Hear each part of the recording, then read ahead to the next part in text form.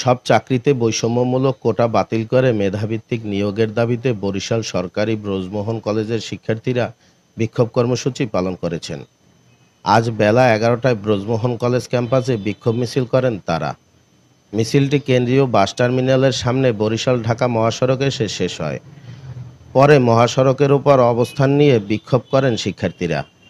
বিক্ষোভ শুরুর পর মুষলধারে বৃষ্টি নামলেও তাতে ভিজেই আন্দোলন চালিয়ে যান এবং কোটা পদ্ধতি বাতিলের দাবিতে বিভিন্ন স্লোগান দেন।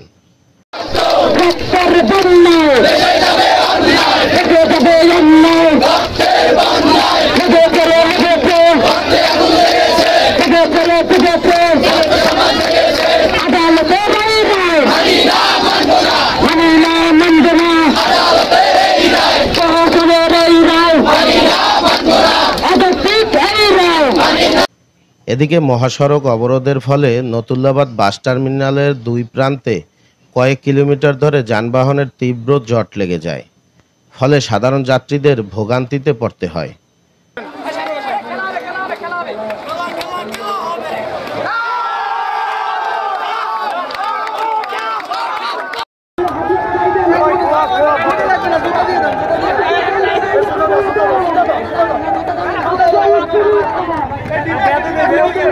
পরে বেলা 2:15টার দিকে পুলিশের হস্তক্ষেপে সড়ক অবরোধ কর্মসূচি থেকে সরে দাঁড়ান শিক্ষার্থীরা।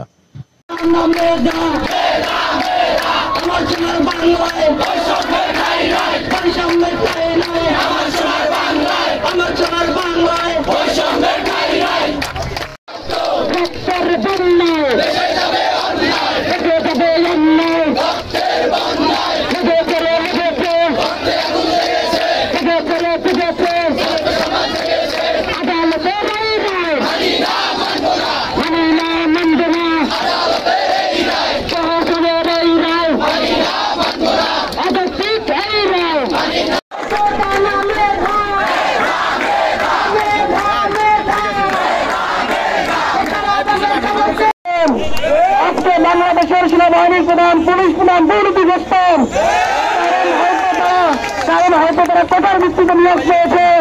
সমস্যা, সেই বেকার সমস্যায় কি কি সমস্যা দিয়ে সেই কর্মসংস্থান দিয়ে তৈরি করতে হতো। সংগ্রামী বন্ধুগণ, সেই কর্মসংস্থানটা তৈরি করছেন না।